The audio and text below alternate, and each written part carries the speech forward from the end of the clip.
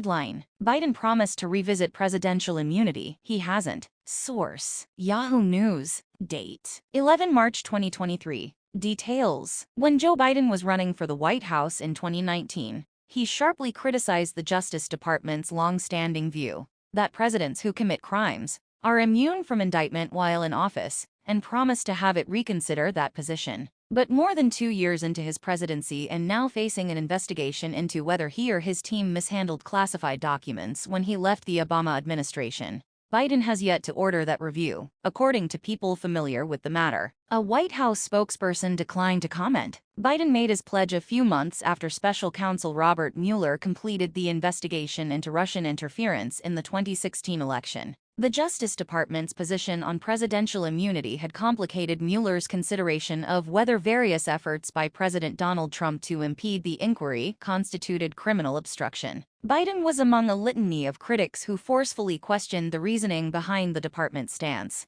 Laid out in 1973 and 2000 memos, the New York Times asked about those memos, from the Nixon and Clinton eras, in surveying presidential candidates on executive power 4 years ago. Specifically, the Times asked the contenders whether they agreed with the department's position and, if not, whether they would instruct it to rescind those memos, writing that it is a core principle that no one is above the law. Especially the President. Biden expressed deep skepticism of the department's rationale. The opinions that the Department of Justice has issued in the past, immunizing the president from accountability for criminal conduct for as long as he is in office, have been called into serious question by leading constitutional scholars, he wrote. These rulings also communicate to the public the un-American, false notion that remaining in the Oval Office is a stay-out-of-jail pass. Biden vowed that if elected, he would instruct the department to revisit them. I will promptly direct the Attorney General to order a comprehensive review of these opinions, he wrote, and if it is determined that they are in error and a misreading of our constitutional law, to revise or withdraw them. But after he took office in 2021, a chaotic period after Trump had sought to cling to power, that promise fell through the cracks, people familiar with the matter said, speaking on the condition of anonymity to discuss the sensitive issue. The issue has since become much more fraught because a special counsel, Robert Hur, is now investigating whether Biden improperly handled classified documents. That means those memos which apply to Hur are shielding Biden from even the possibility, however remote, of indictment. The memos were written by the department's Office of Legal Counsel, whose interpretations of the law bind the executive branch. Jack Goldsmith, a Harvard Law School professor who led that office under the George W. Bush administration, said that the office was very unlikely to independently reconsider its memos on presidential immunity. They are disinclined to revisit old precedents unless they have to, Goldsmith said. Indeed, in recent months, top Justice Department officials have testified as much in hearings before the Senate Judiciary Committee. Senator Sheldon Whitehouse, DRI, who sits on the panel,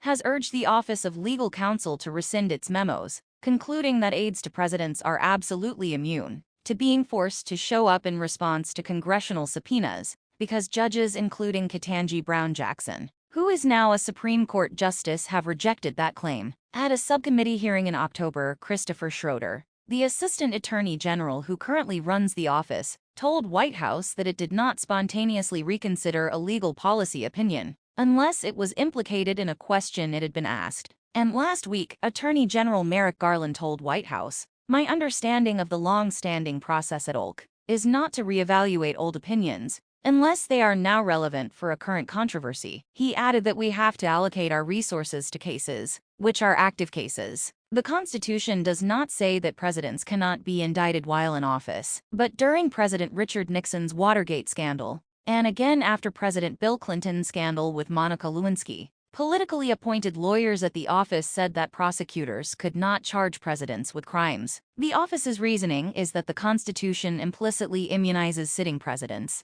because being charged with a crime would undermine their ability to carry out their constitutional functions. Given the subsequent distraction and stigma, many legal scholars and other specialists have disagreed. Among other reasons, the Supreme Court ruled in 1997 that sitting presidents can be sued, seemingly undercutting the notion that the Constitution cannot allow a sitting president to be entangled in court proceedings. In 1998, the office of Kenneth Starr, the independent counsel who investigated Clinton, included in a memo that the Justice Department's Watergate-era stance was wrong. His office also produced a draft indictment of Clinton, but Starr ultimately delivered a report to Congress, which impeached but acquitted Clinton. More recently, during and after the Russian interference investigation, Bob Bauer, who served as White House counsel to President Barack Obama and who is now Biden's personal lawyer, has repeatedly denounced the memos, portraying the office's reasoning as weak and unsound. The Times surveyed the 2020 presidential candidates a few months after Mueller turned in his final report about the investigation into the Trump campaign's ties to Russia and whether Trump obstructed justice.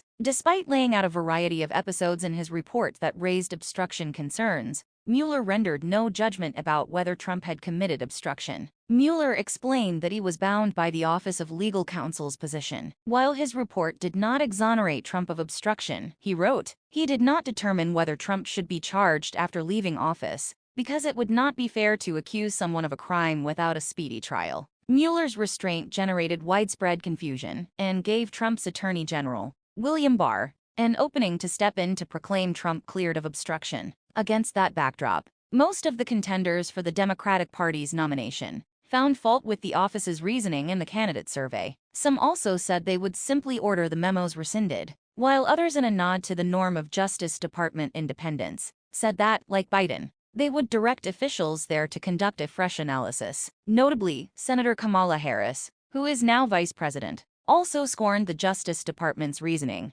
although her answer did not indicate whether she would direct the department to address it. It is a fundamental tenet of our democratic system of government that no person, not even the president, is above the law, Harris wrote. As such, I do not believe that sitting presidents are immune from criminal indictment and trial. Thanks for watching. Please like, comment, and share. Don't forget subscribe and click the bell button to get update news reminder.